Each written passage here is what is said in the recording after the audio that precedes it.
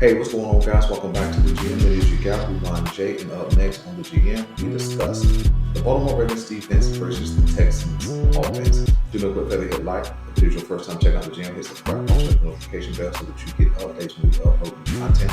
Let's talk about it. So, as we are about 48 hours from kickoff, all of the numbers, all of the statistics, all of the prognostication won't matter. It's going to be settled on the field. But let's discuss a little bit about this Texans offense versus this Baltimore Ravens defense.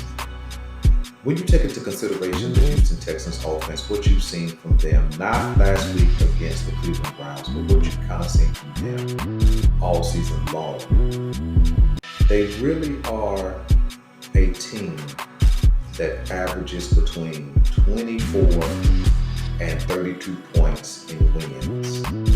And on average now, less than 21 points in losses. And, are they explosive? I think they can be. But are they explosive in the context of what they've been consistently this year? I wouldn't say they're explosive. I think this team has the potential to make big plays, as we saw last week. I think this team has the potential to be a dual threat offense, meaning running and throwing. But I think this team is mostly a middle of the road offense, which is what the statistics say. When you pull the statistics from the Houston Texans offense and you match them up against all the other offenses, they fall right around 13, 14, depending on whose metrics. If you went on to ESPN and pulled team statistics, the Houston Texans would come in between that 13 and 14 spot. And so the question would be, do they have another level they can go to? Do they have another notch that they can achieve? Do they have another gear that they can kick it into? In my honest assessment, no. I think they are that 24 to 32 point team. And last week's game proves that to us. Let's consider what we saw last week against the Cleveland Browns, a team that dominated them about 3 to 4 weeks before the wild card matchup. What you saw last week was a Cleveland Browns defense, who is a top 3 defense, depending on which metrics you use. But they are a top defense. They were underwhelming and kind of looked like they got dominated by this Texans team. But let's really take a look at the numbers. CJ Stroud passed the ball for 274 yards in the wild card round. Good number. Good number. I hope Lamar Jackson and this offense hits that 274 yard passing mark this weekend. But that's a pretty good number for a team that scored over 40 points. But how did they get there? And if you really took apart like how the game unfolded, you would really see the Texans did not dominate the Cleveland Browns defense for an entire game. It was a few plays that turned this game around and kind of put Cleveland on their heels and took them out of the game. When you look at the first few quarters, 1 and 2, you will see a team that was not dominant. You will see a team that made some plays, they scored some touchdowns, but holistically, they didn't really dominate this Cleveland offense. In fact, when you take the whole score, right, we know that the Houston Texans had a big 76-yard play between CJ Stroud and Nico Collins, right? But when you take that 76 yards off of that 274, then it comes down to 198 yards. Now, can you take the play away and take it off the scoreboard? No, but I'm just trying to put in context what we believed or what has been said was a dominating performance.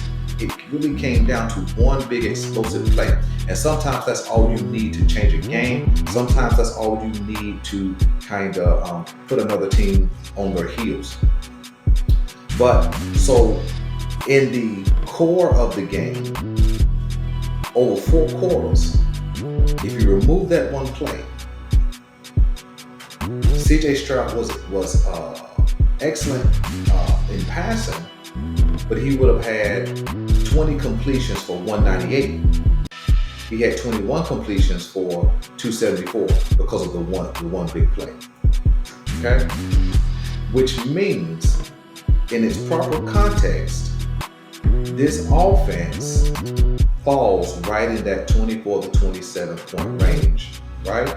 Which is what they've been all year long, whether it was a win or a loss. When you go back and look at who this team has been, and I understand that this is not the same team that the Baltimore Ravens saw in week 1, but offensively and in their production, right? They're the same team.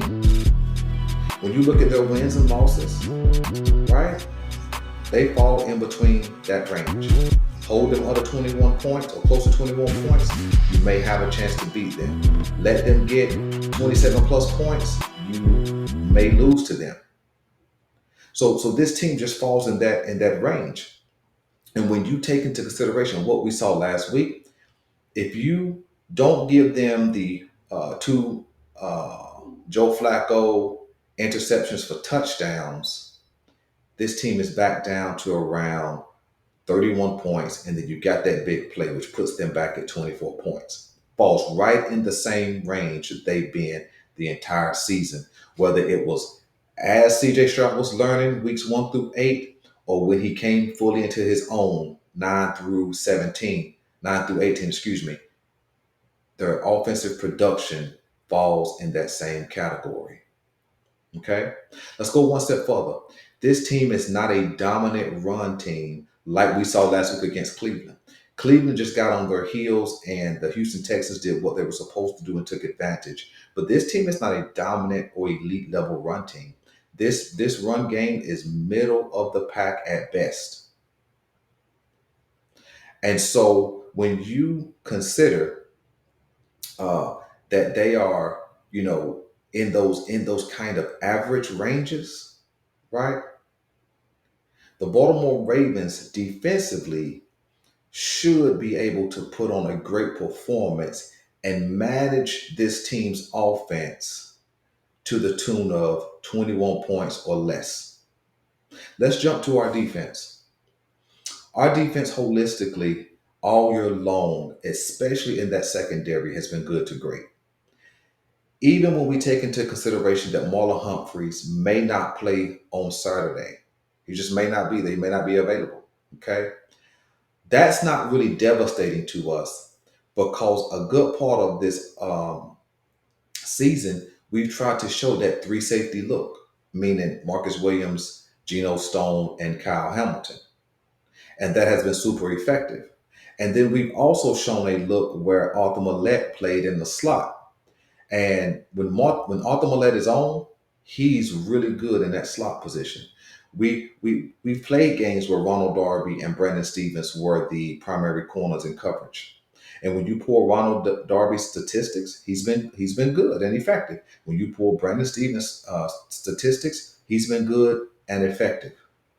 And so when you look at our secondary, our scheme, our philosophy, it matches up really well against this Houston Texans offense because the Houston Texans really have one star in the context of weapons, and that's Nico Collins.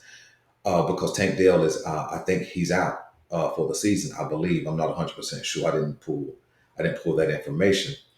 And so they're kind of a one-trick pony when it comes to the pass game. Yeah, Robert Woods made a couple of catches last week, but for the most part, Robert Woods is very, very manageable. And then Dalton Schultz being one of the big pickups in this past offseason for the Houston Texans, he has not been the Dalton Schultz we saw or that Dallas Cowboys saw in his first seasons in this league. And so I think that our secondary has an ability to manage this offense and hold them to that 21 point margin where the Houston Texans have shown all season long that if you hold them around that point total, They're very, very beatable. Okay. Now, I think we do have an advantage in the middle. We have the best duo of linebackers, which you've heard me say all season long, with Queen and Roquan. And I think that these guys being fresh, they haven't taken a lot of contact over the last couple of weeks. I don't know if they had any real padded practice or anything like that, but these guys are going to be fresh, and I think we're going to see them be able to play sideline to sideline. I say we have an advantage because this has not been a dominant run game. And so if we come out and do what we're supposed to do, our defense should still be able to manage and minimize this run game that has not been, uh, world beaters all season long. And then that leaves our edge rushers, Clowney, who missed a couple of days of practice, not sure what's going on with that, Kyle Van Noy, Odafe Owe, and even Tavius Robinson. That leaves them an opportunity to set the edge against a average to below average run game and be super, super effective. I think that if our defense can win in the trenches, I don't expect us to beat up on Larry Tunsil because he's a solid left tackle. But I do believe that we can push this pocket. I believe we can collapse the pocket from the interior with Metabuke and Pierce, and then even Travis Jones when he comes in. So I'm going to say right off, I think we have an advantage in the contest between our defense and their offense because our defense for the entire year has been a top three defense, depending upon what metrics you use, top five, no matter the metrics. And so, our top five defense, if we come to play and do what we're supposed to do with or without Marlon Humphrey, I think that we put a solid effort on the field and we can hold this offense to 21 points, which puts us in great position to get this win. You guys let me know what you want me to know about what you guys notice about this offense, what you guys know about our defense. Drop that in the comment section, man, and we'll have some conversation about it. And stay tuned for the offensive version, meaning the Ravens offense versus the Texans defense. I'm your guy, Boulanger. This is the GM, and we're out.